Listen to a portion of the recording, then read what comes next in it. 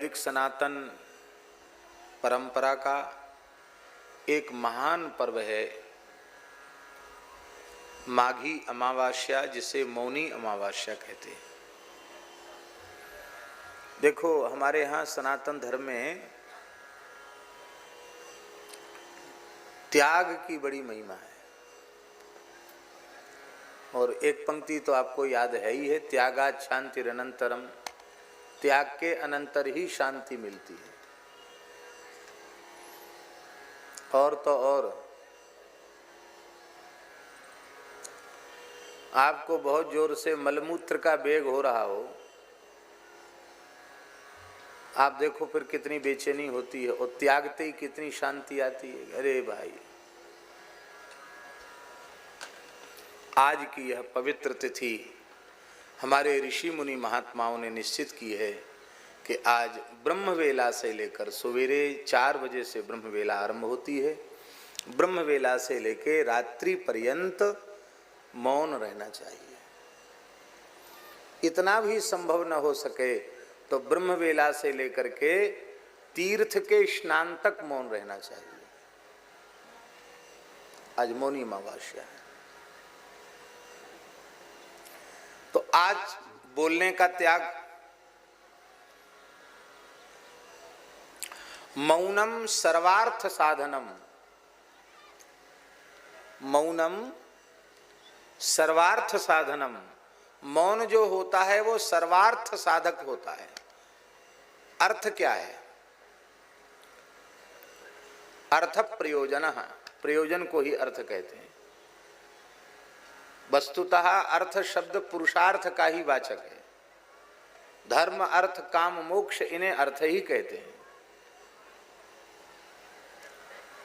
धर्म, अर्थ, काम, मोक्ष चारों पुरुषार्थों का साधक मौन है।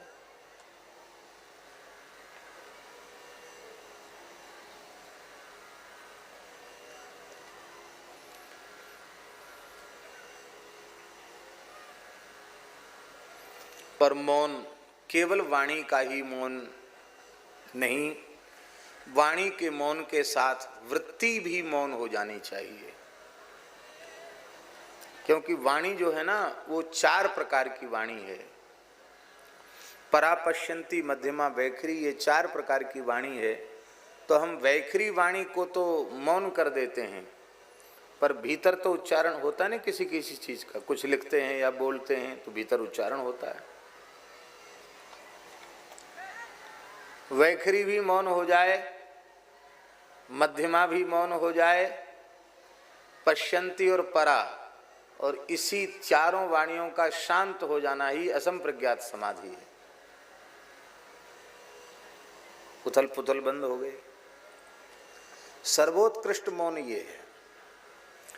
उतना न हो सके तो कम से कम वैखरी वाणी को भी तो 1 दिन का विश्राम मिलना चाहिए कि नहीं। और वह 1 दिन का विश्राम देने वाली तिथि है आज माघी मौनी अमावस्या। मौनी अमावस्या को भी जो भी शुभ कर्म किया जाता है वह अक्षय हो जाता है।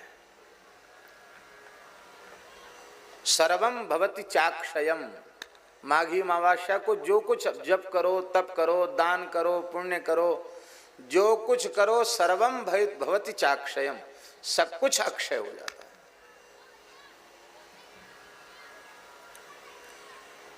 जैसे सूर्य ग्रहण के समय अथवा जब सूर्य मकर राशि में प्रवेश कर रहे हो, मकर संक्रांति के समय समुद्र में स्नान करने मात्र से 1 सहस्त्र अश्वमेध का पुण्य प्राप्त हो जाता है।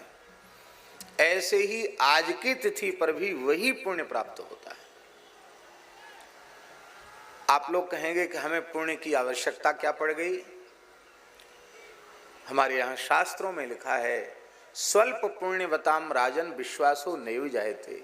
भगवान में, गुरु में, मंत्र में, देवता में, शास्त्रों में जिनके पुण्यों की कमी हो जाती है उनको विश्वास नहीं होता है। पुण्य जितने बढ़ते चले जाएंगे विश्वास उतना ही दृढ़ होता चला जाएगा, और विश्वास जितना दृढ़ होगा श्रद्धा उतनी ही बलवती होगी, अथवा श्रद्धा जितनी बलवती होगी विश्वास उतना ही दृढ़ होगा। इसलिए श्रद्धा विश्वास को तुलसीदास जी ने शिव पार्वती का स्वरूप माना।